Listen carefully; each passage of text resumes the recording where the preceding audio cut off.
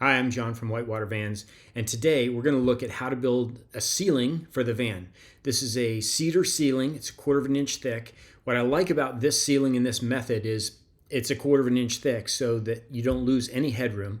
It only weighs about maybe 30 pounds. It's super lightweight, and it's very clean on the inside. There's no screws or nails that are visible from the inside of the van. So let's go through. I'm going to show you how we put it together.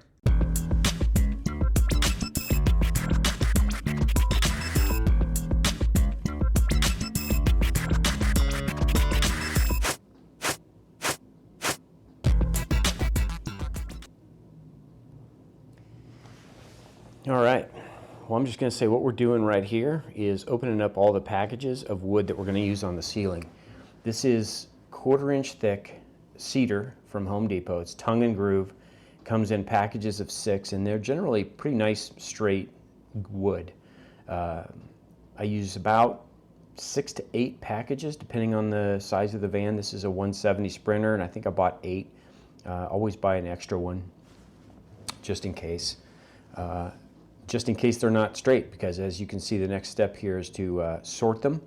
Some of them are going to be not good at all, some will be okay, and some will be great, and that we want to separate them into 3 piles.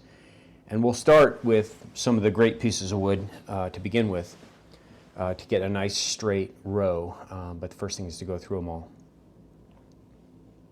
So we sort all the lumber into 3 areas. The ones that are bad, we can cut those up and use them for smaller pieces. And then we start to lay it all out. So I've cleaned up the floor.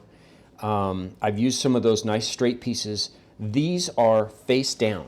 So the good face, that is your internal ceiling, is face down right here. I'm working on the back side of the ceiling, the upper side. And I've got some furring strips. I put glue all along the tongue, and I slip it underneath the furring strip and put the tongue into the groove to glue it together, and I use just some staples with that staple gun to hold it in place until that glue sets up. This is just Titebond 3 glue. We go through and lay out all of the strips. Try not to make those joints in the same place on each row, kind of spread them out randomly. And make it wide enough, obviously, that it's going to fit. It's going to be a little bit bigger than the ceiling inside your van. I'm going to stop you right there for just a second. I'm on the road to 10,000 subscribers, and it would really help if you could hit the subscribe button. Like this video if it seems like the kind of thing that you would like to use in your van. In fact, I'd love to hear a comment down below. Is this the kind of thing you would like to use? And if not, what would you do instead? What would you like to see that's different for your ceiling? But I like this technique because it leaves the ceiling itself completely free of any hardware. There's no screws, nuts, bolts, staples, nails, nothing going through the face of the ceiling. It's a very clean ceiling. To help strengthen this, we're going to go through right now and put additional glue into each one of those joints, just into the little groove that's left behind between the tongue and the groove. We smear it through, and we're going to let this dry for probably 4 or 5 hours, just so that we have a nice solid surface. All right, I want to show a little bit of what preparation has happened inside the van for the ceiling. First of all, you can see I've put all of these rib nuts into the cross beams. I do 1 right here in the middle, then 2 on each side, so there's 5 in each cross beam. You can see from the middle over, there's one that's just kind of just past this this center rib here. Well, it's not a center rib, and one that's just past that rib near the edge. That's approximately 8.5 over. That's approximately 16 over, and that's centered. And I do that on each one. I'm actually using the holes that are already in the van, so you can see, like, there was just like this hole here. There was this guy. I just ream that out a little bit bigger to 3/8 of an inch. Paint them so that there's no rust, and then rib nut them. I've also put in this angled bracket along the top. You can get these at Home Depot. They're about 12 bucks for an 8-foot piece. Pretty inexpensive, and that's going to help keep a nice tight line between your ceiling and your wall. So I put those down both sides. Otherwise, the ceiling is prepped, ready to go. We're going to dry fit and then insulate before we put it in. Okay, now we're going to go through, the glue's pretty much dry, and we're going to remove all these furring strips that were on the back. They're just tacked in with staples, so I use an old chisel just to kind of pop them up. Be careful, I'm kind of standing on it so that I don't move the wood that's underneath, and clean up that surface. So the back end is clean now. And we're going to lay out a template, draw all the lines on the back of this for what needs to be cut, drilled, etc., and do all of that work. If you don't have a template, which you probably don't, you would start with some cardboard. You can buy some templates from various van building companies online, and you can basically make your own template with small pieces of wood or cardboard up inside the van, tack them together, and then you've got a ceiling template that you can lay over the back. So I get this all laid out, figure out exactly where I want my fan holes, where I want my puck lights. In my template here, because I've done this a few times, I actually have those bolt holes perfectly marked, and I go ahead and drill all of those and mark all that onto the back end here. Working on the fan holes right there.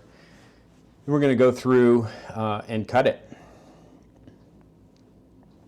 So we're going to raise it up a little bit with some 2x4s. Being very careful at this stage. It's still very brittle, those glue joints. So we're careful when we lift it up that we're not cracking open those glue joints and lifting it. Cut all the edges. We'll cut out the fan holes in the center, 14 by 14 holes for these fans. These are Max Air, Max Deluxe fans. Mostly you can see it's just a skill saw for this with a little bit of a jigsaw for the rounded edges. Gonna go ahead and lay that down, put some foam underneath so that we can have a backing. This is to drill holes. We'll clean it up again, and we're going to put some furring strips all the way down to help shore this up and make it more stable. Now, these cross braces that we're putting, it's the same material, the same 1/4 inch material. I've got some extras. This is often where I'll use some of those bad pieces again, because they don't have to be perfectly straight, but you don't want them to be curled. You want it to be flat against the surface.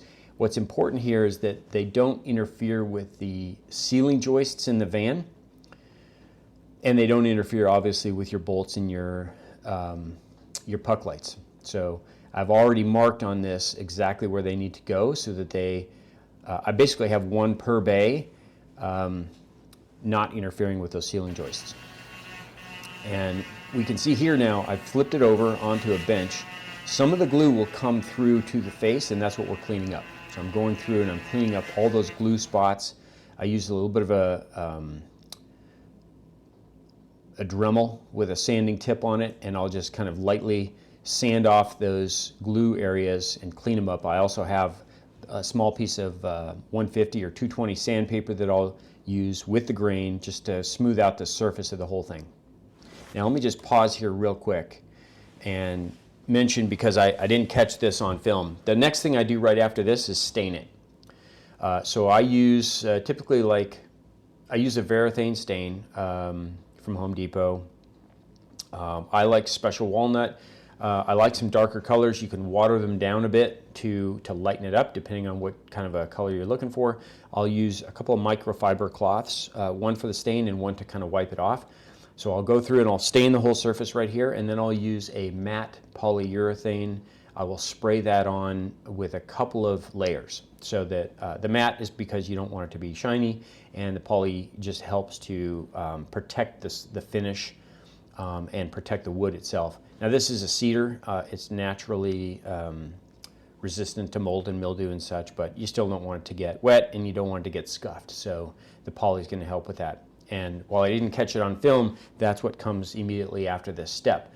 Then we're going to cut those holes and put the puck lights in and flip it over so that we can start to work on the back, which is about now. You can see here that those puck lights are in place, and I'm just going through and wiring it all together. So all of these lights get wired up, and they terminate to a single plug One end of the plug is already in the van and runs down to the electrical system, and the other end of the plug goes onto the ceiling, so that when the ceiling gets put up into the van, I just connect the plug and it's ready to go.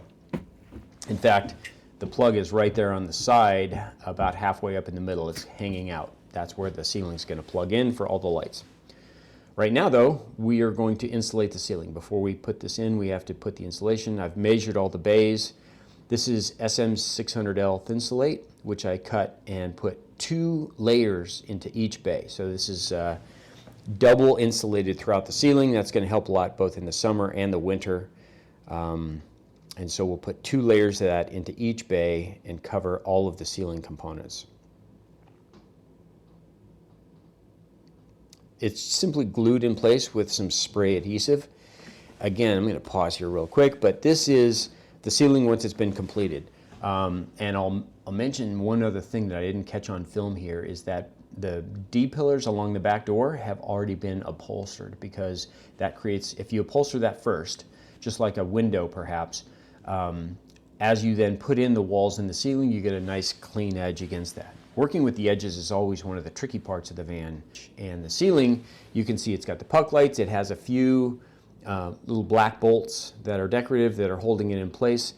In the end, as I have here, you can see the fan is now in place, and we've put the L-track. So I run L-track down the upper, that 8-inch row of bolts on each edge has L-track holding everything in place, so that I can attach my upper cabinets and, of course, along the walls for the lower cabinets. But that pretty much completes the ceiling installation. That is it before the L-track right there. Thanks for watching. Subscribe to the channel, like this video if you thought it was helpful, and comment down below if this is the kind of a ceiling that you would like to put in your van, or if you would like to do something different. Let me know what that is. Thanks a bunch. We'll see you in the next one.